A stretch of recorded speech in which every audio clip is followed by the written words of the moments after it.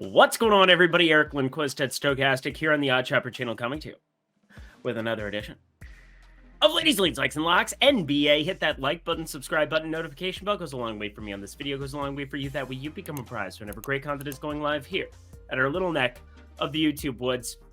For whatever reason, not feeling fantastic today. Right around the holidays, just, I don't know, and NFL hit 4 or 5 locks that I ended up firing up over the course of the weekend, Saturday to Sunday. So overall, I'm feeling great, feeling good in that regard, even though I can't string words together right now. But you know what? I'm going to be okay. I'm going to push through because I've got my main lady producer, Alicia, alongside me here today, filling in for producer Jacob, who is a real person. I guarantee you, producer Alicia, real person too. Confirmed. That's a thing. North Carolina, come on and raise up. We're gonna keep singing. That's inappropriate, but actually it's a great song. Anyway, BetMGM friends, that's a fantastic sports book. You can sign up for that down below. We'll talk a little odd shopper here a little bit later in the program, but hey, there's 11 games to go through. I have so much information. I have more points props again. I don't know what's going on. I really don't. Feel like these have been an abnormal amount of points props here, but Friday was all right. We're looking here at Monday's slate. I'm ready to talk about it. So I'm just going to talk about it. Producer Alicia, let's get to the picks. We begin our boarding walk with Houston at Cleveland. Fun basketball game. Houston actually has been much improved. I don't mean to be too facetious here in this regard, but these are two slow-paced basketball teams. Can you tell I've been up since 5:30 a.m.? Anywho, and NFL season will do that to you. But anywho, we're looking at Houston, 26th in pace. They are on the second end of a back-to-back, and yeah, this is going to be a Cleveland team that brings defense. I don't know if you can hear me hitting the table, but I was hitting the table to do the defense thing because I'm innovative like that.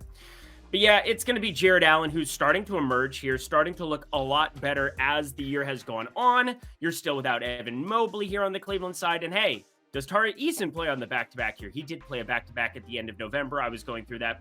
He's been awesome here of late. So that's something that hashtag matters. Hashtag will be important in terms of projecting out this team because his usage has been way, way up, even playing alongside the likes of a Jalen Green, a Jabari Smith Jr., guys that obviously have more of a draft pedigree. Doesn't matter.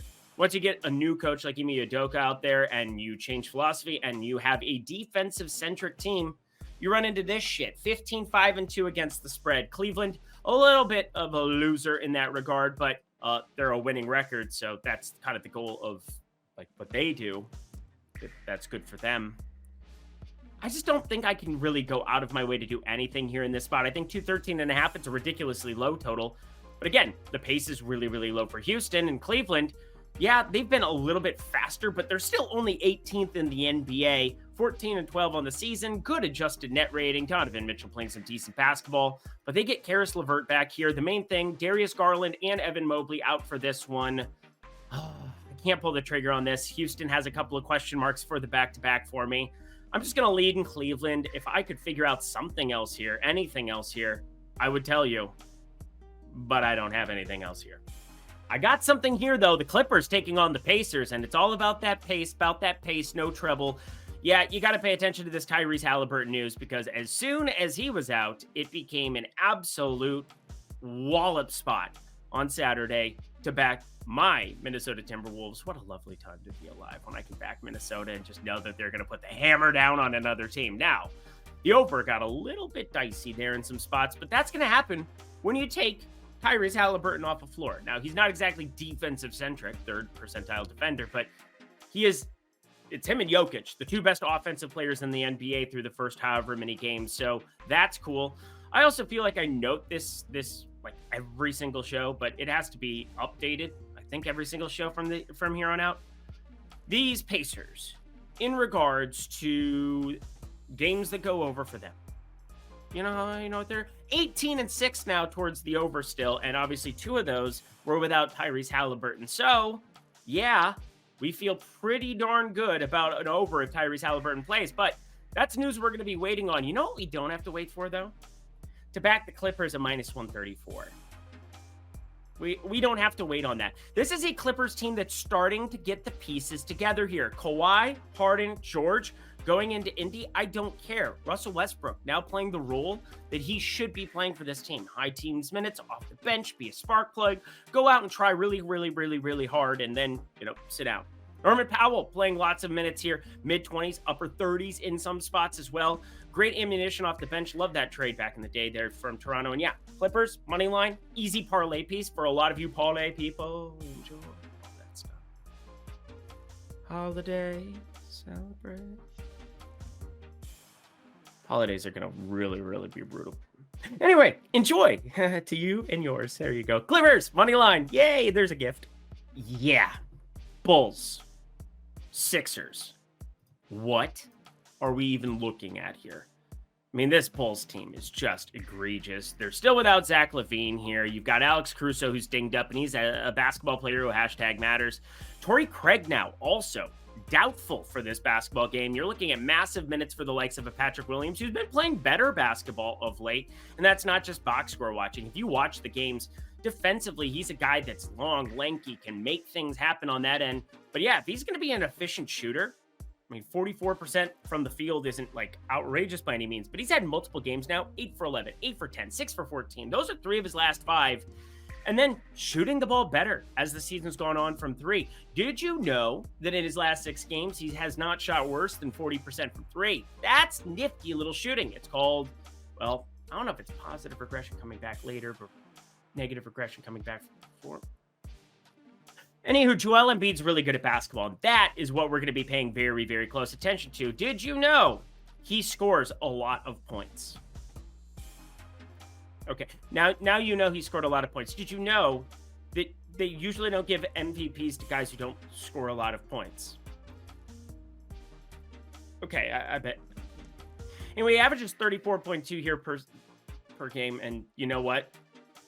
They never play competitive games anymore. 30, 29, 31, 30. He has not played more than 31 minutes in his last 4 games. You know what his points totals have been? 42, 35, 41, 34. So 34 and a half has been like the resounding number just about every single time. We just bet 35 plus and put it with stuff. That's what you do. That's what Maryland does. Crab cakes and football. Except for in this case, it's Philadelphia and basketball. I kind of want to watch Wedding Crashers now. Friends, OddsShopper Premium, check it out. Expert picks, Discord, premium tools. Promo code Lindy at the link below. Signing up at OddsShopper gets you 20% off. And hey, it's a new low. Apple bottom jeans, boots with the fur. Actually, no, it's $15 now for a week, $49.95 for the monthly. That's really good stuff. So like, take advantage of it now, please. That'd be really cool if you did, because like, it's a really good deal, and it's not just me in that Discord. It's a lot of genius people. We got Greg Ehrenberg, we got Isaiah Suarez, we got Etan Shander, we got my guy Ben Raza. Everybody you know and love here. Ben's Bet of the Day. You enjoy that guy? I enjoy that guy. Not just because he's like my boss, but because he's a lovely human being. Very, very lovely individual. Gotta say, $15 for the week just to hang out with us. I think that's worth the price of admission, but you're also getting the tools. The tools are the key part to the entire thing. The market-based approach, the positive EV tool. Hell, if you're in a non-legal state, you have the opportunity to check out the Fantasy Optimizer for the prop streets on Prize Picks and Underdog. Do this, friends. Do it now. All right, back to the picks we go.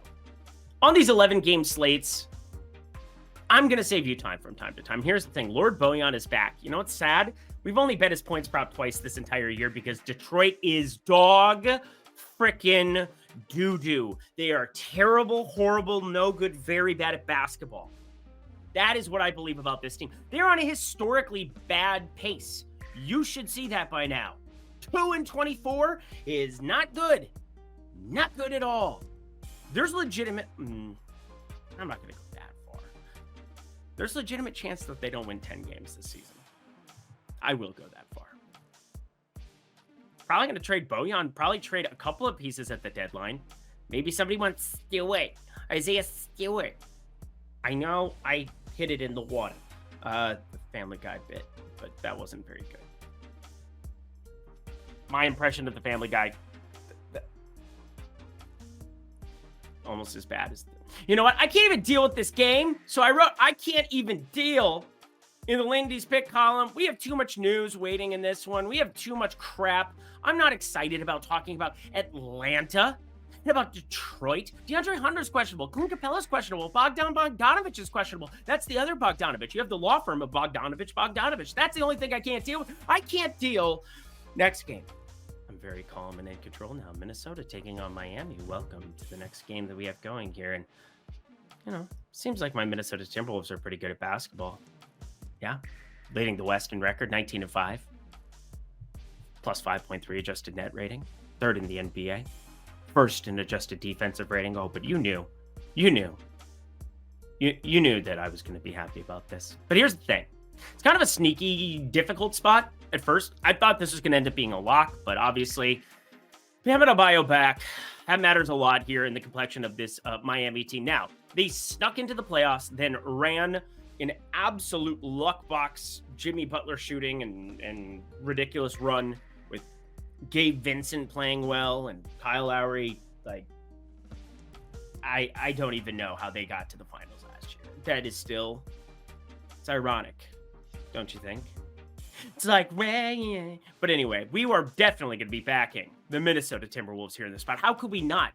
All the things that I listed there, just amazing in terms of adjusted net rating. And then this Miami team, there's still some warts here. Yeah, you got Jaime Jaquez has been one of the best rookies in the NBA, maybe like the second or third best rookie in the NBA, right? That's kind of wild to think about. Good for them. And Kyle Lowry is going to be out for this one, so he will be sitting on his bounce. You know what I'm getting at. But Anthony Edwards questionable. That is obviously the big deal here, so just pay attention to that. But, like, this is some good value to jump in on now. If he plays, this is going to move a lot. And it's not going to go crazy on the other side of this. That's why I'm going money line. I mean, what? Even money's probably the furthest this could fall. I guess it could be plus 1.5 Minnesota. But they're going to win this basketball game. 13-9-2 here against the spread. We don't even need that spread. Screw your stinking spread. Minnesota, get it done for us. Let's go. Oh, Terry Rozier. He'll be playing basketball here in this one. Charlotte, Toronto, massive dogs here. You got some news. That's kind of the story of the day. When you have these massive slates coming off the weekend, only 5 games that existed here on Sunday. Currently, what is that? They're almost done there.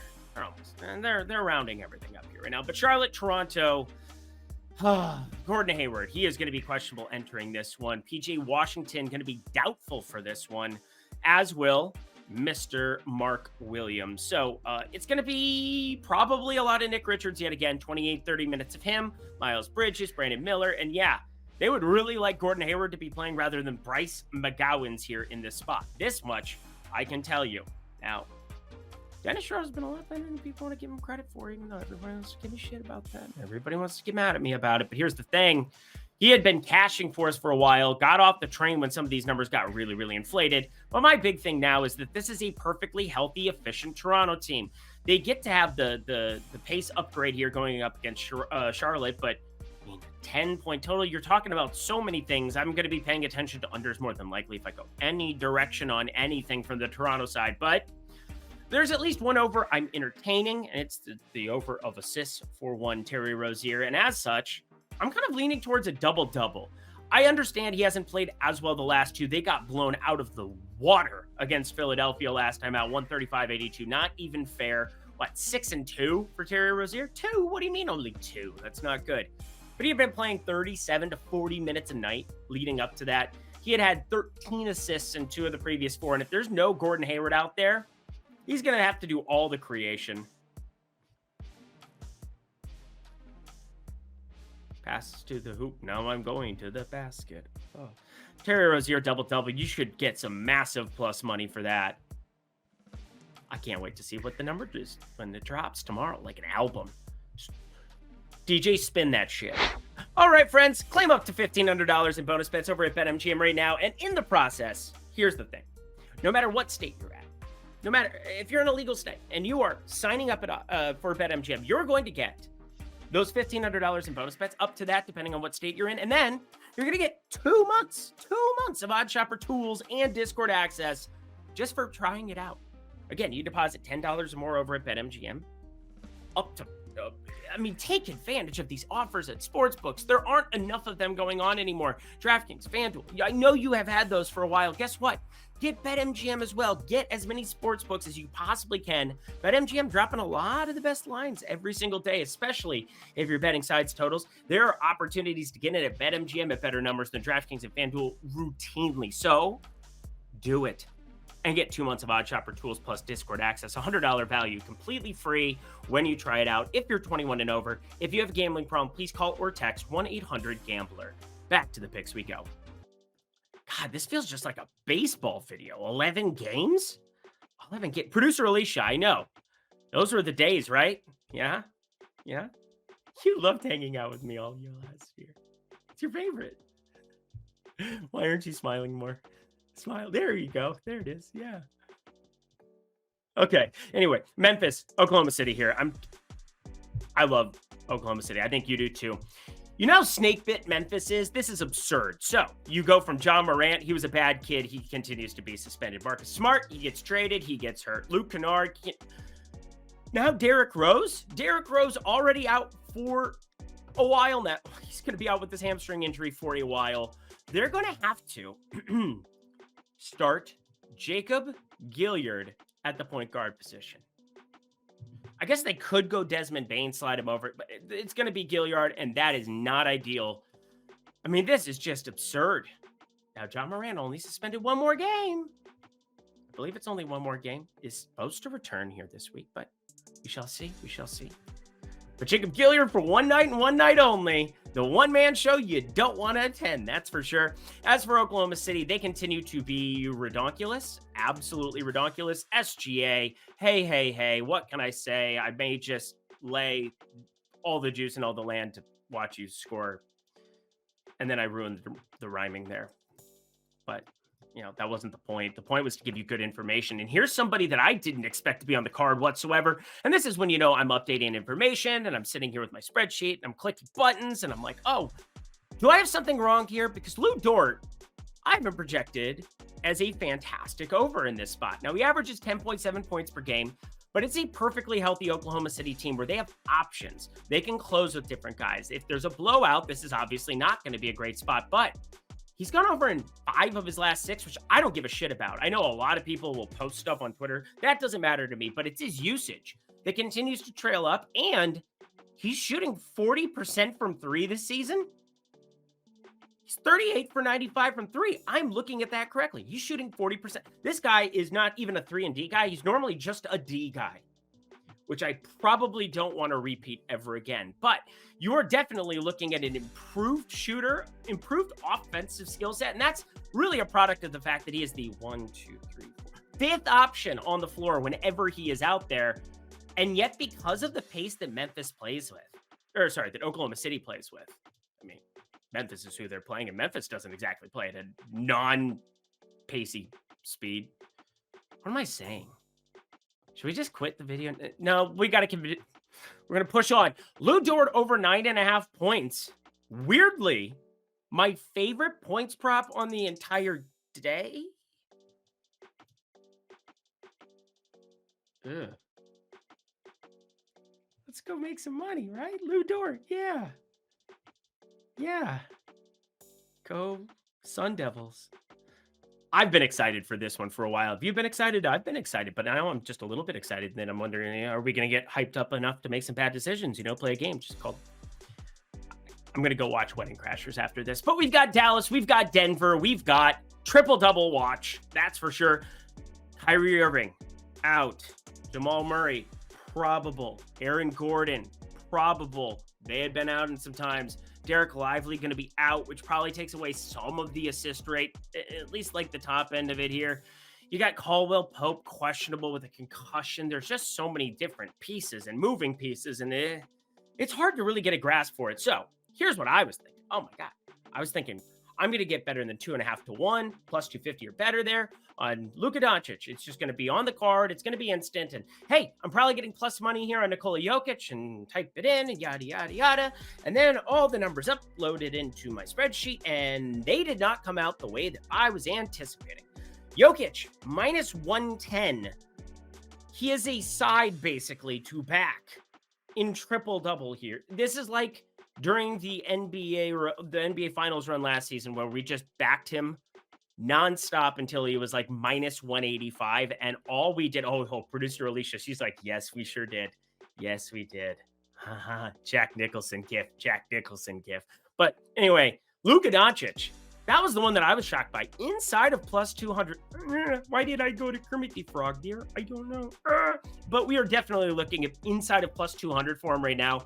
I need that to get to plus 200. And then I also need to figure out what's going on with KCP. Yeah, you know me. I'm down with KCP because then you're looking at like Julian Strother having to play more minutes. That's an interesting concept.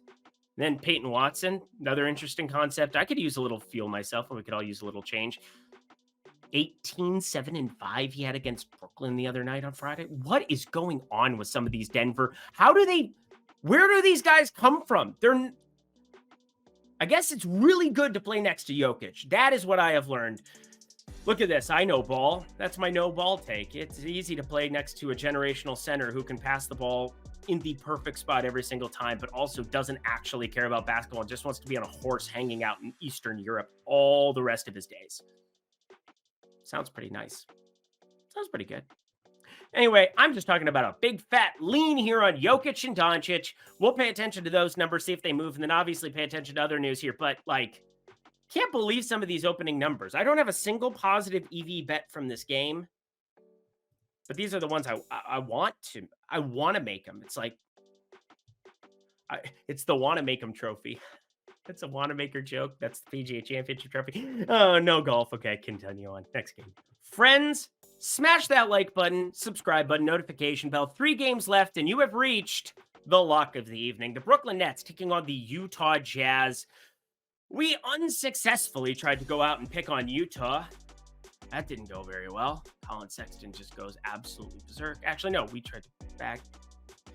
There's been some weird spots here in recent days. That is for sure. And then obviously you had the whole Jalen Brunson game, eruption spot against Phoenix. There's been some wonky sides totals there over the course of the last week and a half. Oh, Isaiah Likely scored a touchdown. That was likely to happen. But anyway, as I look at the board for today, I'm very, very encouraged by Brooklyn getting healthier. I'm very discouraged by Utah getting unhealthier. And news broke right before I made this play. Keontae George going to be out for this basketball game. He joins Jordan Clarkson on the shelf, and they're still waiting for John Collins. If he's going to play or not here, he's got an illness. He's questionable. They've already had rumors that they're looking to trade him here. Now, the biggie, Lauri Markkanen is back. He's now played 2 games after coming back, 25, 28 minutes. It's starting to ramp up, and he's just shot the ball absurdly well again. We have been backing Lauri Markkanen points props once upon a time. Don't think this will be the spot for that.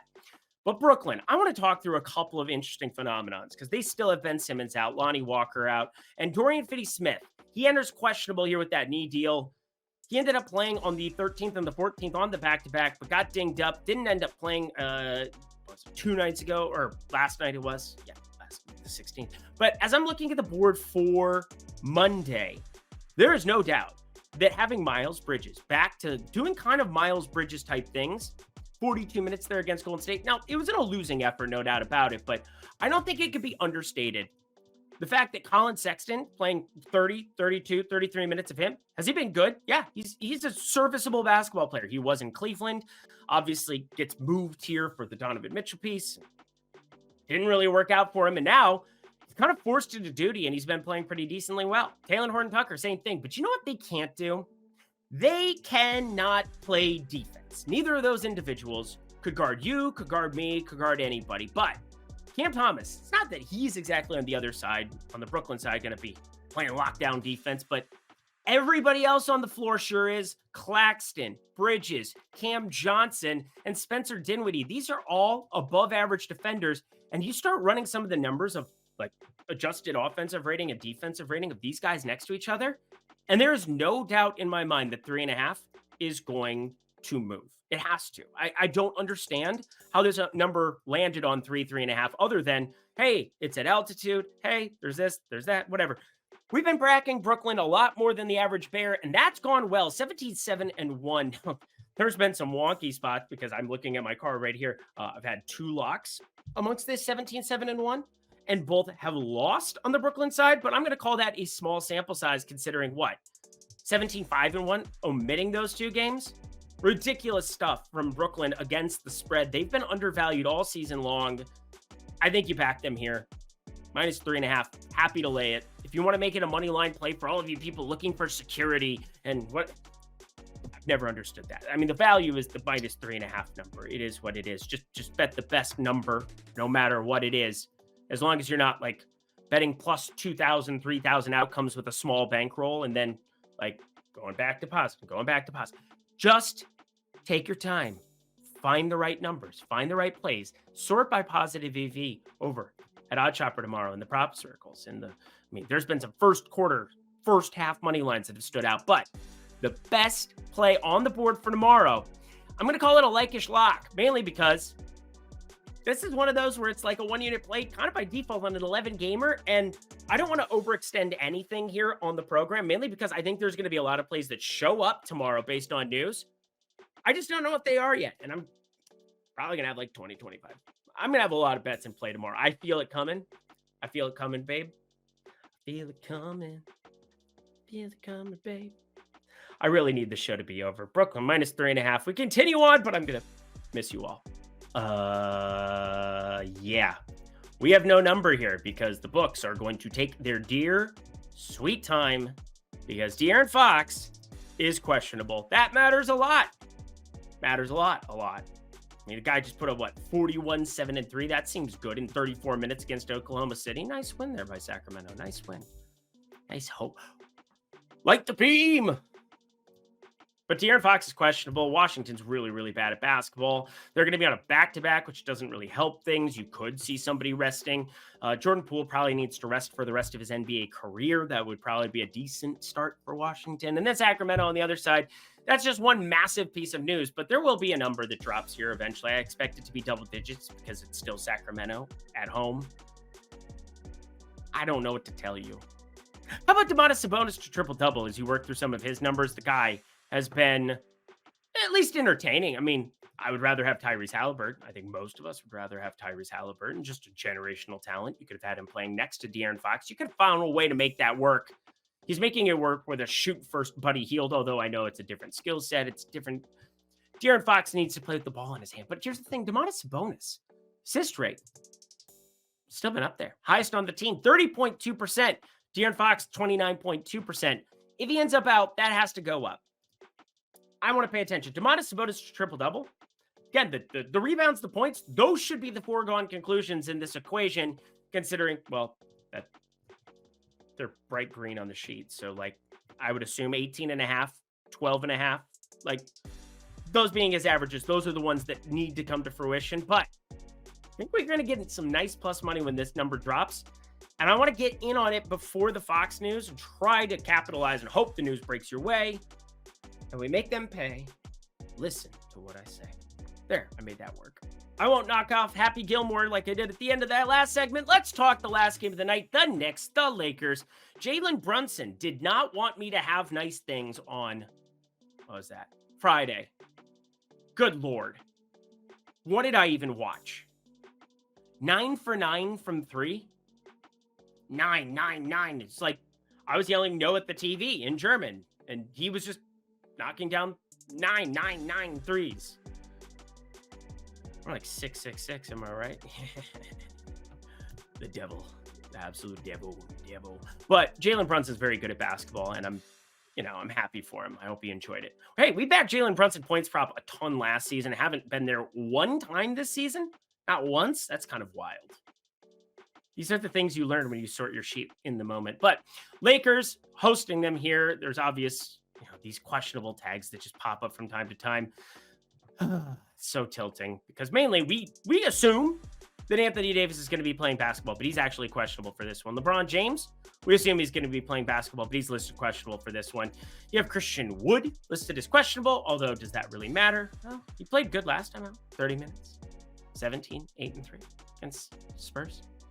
They ended up losing by a lot. That was kind of wild, but we're looking at a different spot here for sure. Again, they kind of alternated. LeBron sat, then Anthony Davis sat. Anthony Davis has just been absurd, though, when healthy here.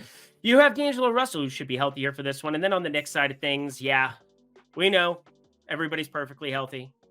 Mitchell Robinson's not, I suppose, but he's been out now for a little while, and all the numbers have adjusted to that news. So it is what it is. I don't have a ton here from this one. However, there's one play that makes sense.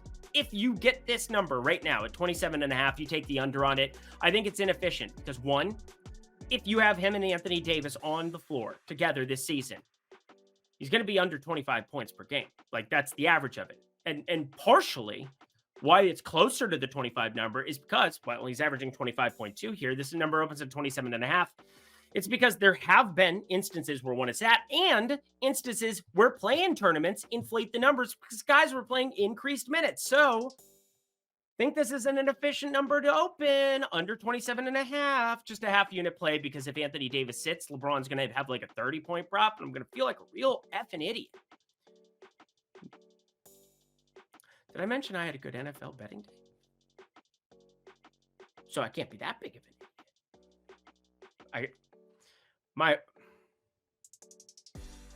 Yeah, we're done today. And that does it for another edition of Lindy's Leans, Likes, and Lacks. You know what to do. Go to that comment section below. Let me know your favorite plays that exist here on the board for this crazy 11-game Monday slate. I'm going to be in the Premium Discord. I'm going to be firing up things on TikTok at Lindy's Locks. You can follow me there. I'm going to either have Lindy's Locks update over on Twitter. I'm going to have Lindy's pick and plays. I'm going to have so many different damn things. Hey, use promo code Lindy over at Underdog Prize Picks. Those are great things, too. You can use promo code Lindy. Get yourself 20% off at Odd Shopper, $14.95 for the week. That becomes $12. Look at me doing math off the top of my head. I am smart. But anyway, we got producer Alicia. It was so great to see you again. I love being able to hang out with you again. Smash the like button, if not for me, for truly one of the most wonderful people here in this industry, no doubt about it. So great to have her back. These are good times. These are good times. Now get the fuck out. We'll see you guys later. Until next time, friends, I'm Eric Lundquist. Best of luck in the NBA streets on Monday.